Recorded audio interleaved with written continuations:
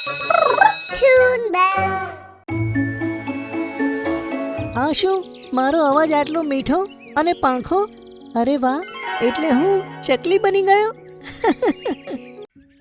એક જંગલમાં એક બારશીંગુ હરણ રહેતું હતું, જે હંમેશા કોઈને કોઈ વાતને લઈને પોતાની કિસ્મતને કોસતું રહેતું હતું. એક દિવસ તે જંગલમાં ખાવાનું શોધતું હતું અને તેના શિંગડા ગાઢ ઝાડીઓમાં ફસાઈ ગયા. અરે યાર, હવે મારા શિંગડાઓને કેવી રીતે નીકાળું? મારું તો માથું ફરી રહ્યું છે. તે કલાકો સુધી ઝાડીઓમાં આ રીતે ફસાઈ રહ્યો અને પોતાને કોસતો રહ્યો. હે ભગવાન, કમ સે કમ કોઈને તો મદદ માટે મોકલી દે. એટલામાં એક કાચબો ધીમે ચાલતો ચાલતો તેની પાસે આવ્યો. અરે હરણભાઈ, તમે તો ખરાબ રીતે ઝાડીઓમાં ફસાયા છો.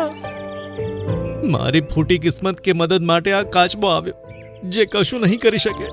આ વાત સાંભળી કાચબાએ આકાશ તરફ જોયું અને અચાનક જોરથી પવન ફૂંકાવા લાગ્યો અને ઝાડીઓ હલવાથી હરણના શિંગડા નીકળી ગયા.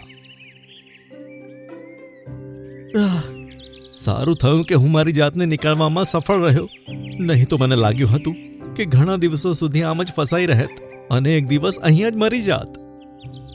ચલો, હવે તમે ભગવાનનો આભાર માનો અને ઘરે જતા રહો. શું કહ્યું? ભગવાનનો આભાર માનું?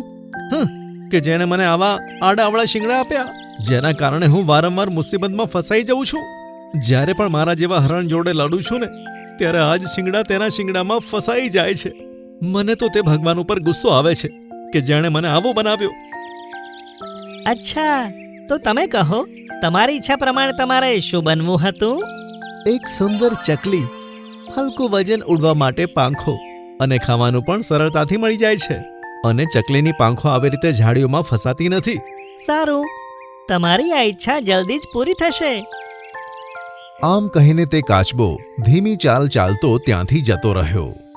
જતા જતા સારો મજાક કરી ગયો. ચલો, હવે હું પણ મારી ગુફામાં જઈને સૂઈ જાઉં. માથું ઘણું દુખાય છે. આમ કહીને તે પોતાની ગુફામાં જતો રહ્યો. ત્યાં જ અચાનક તેણે જોયું કે ગુફામાં અંધારું છવાઈ ગયું અને તેને બહાર જવાનો રસ્તો પણ નહોતો મળી રહ્યો. અરે, આ અંધારું કેવી રીતે થયું? કોઈ બચાવ! ધીરે ધીરે તેનો શ્વાસ રૂંધાવા લાગ્યો અને તે બેભાન થઈ ગયો. ઘણા સમય પછી જ્યારે તેની આંખ ખુલી, ત્યારે તેણે જોયું કે સવાર પડી છે અને તે કોઈ ઝાડની ડાળી પર બેઠું છે. અરે યાર, હું આટલા ઊંચા ઝાડ પર કેવી રીતે આવ્યો? આમ કહીને તેણે ધ્યાન આપ્યું તો તેનામાં ઘણા બધા બદલાવ આવ્યા હતા. આ શું મારો અવાજ આટલો મીઠો અને પાંખો?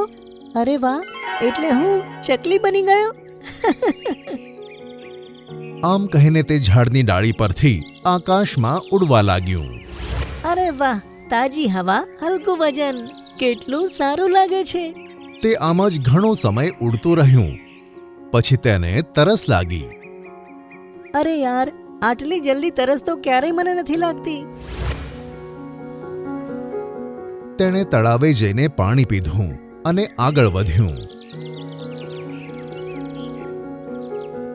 થોડી વાર ઉડ્યા પછી તેને પાછી તરસ અને ભૂખ લાગવા લાગી.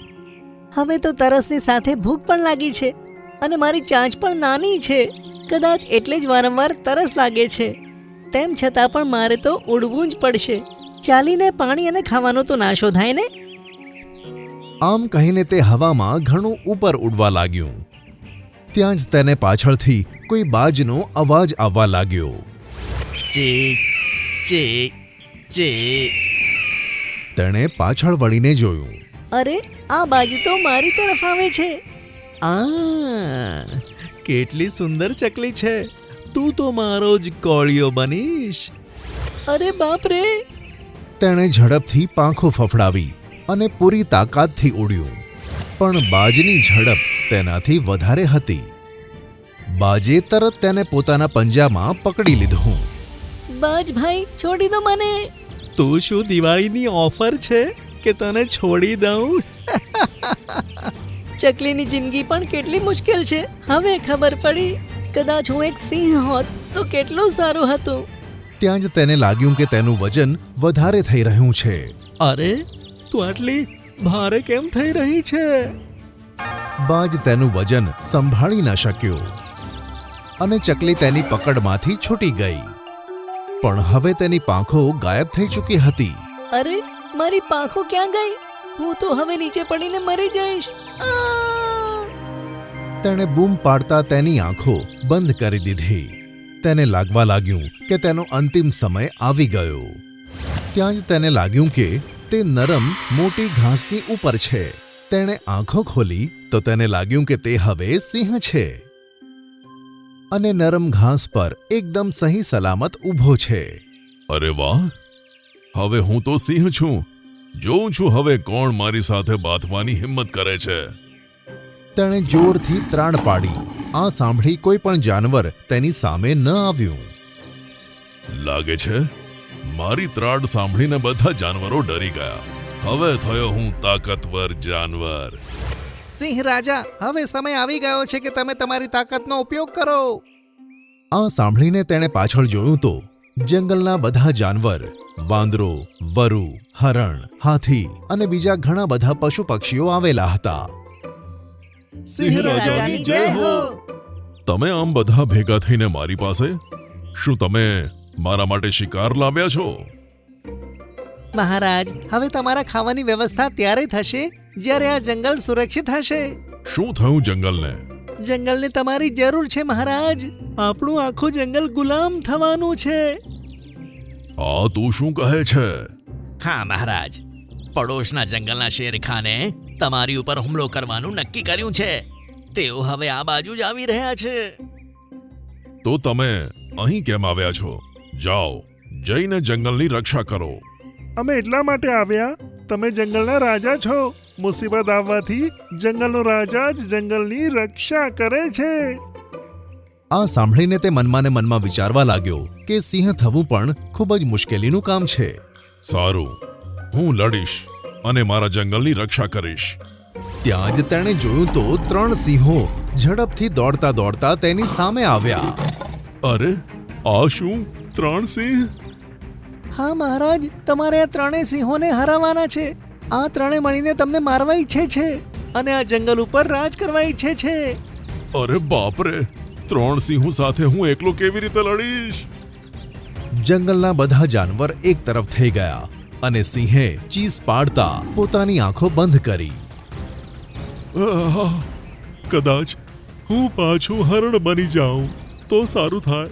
બીજા જાનવરોની જિંદગી તો મારા કરતા પણ મુશ્કેલ છે. તે 3 સિંહો તેની ઉપર હુમલો કરવાના જ હતા. ત્યાં બધું શાંત થઈ ગયું. તેણે ડરતા પોતાની આંખો ખોલી તો જોયું તો પાછો બારાશિંગુ હરણ બની ગયું હતું. હે ભગવાન, તને લાખ લાખ નમન કે જેણે મને ફરીથી બારાશિંગુ હરણ બનાવ્યું.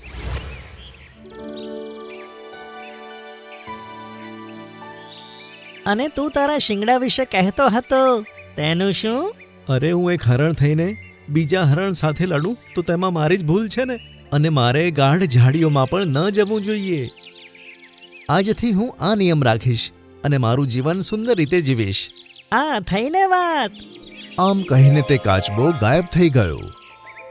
શિંગડાવાળું હરણ પણ સમજી ગયું કે તે કાચબો તેને ભગવાને જ મોકલ્યો હતો, તેને પાઠ ભણાવવા માટે. તે ખુશ થયો અને મસ્તીમાં આવીને ઝડપથી દોડવા લાગ્યું.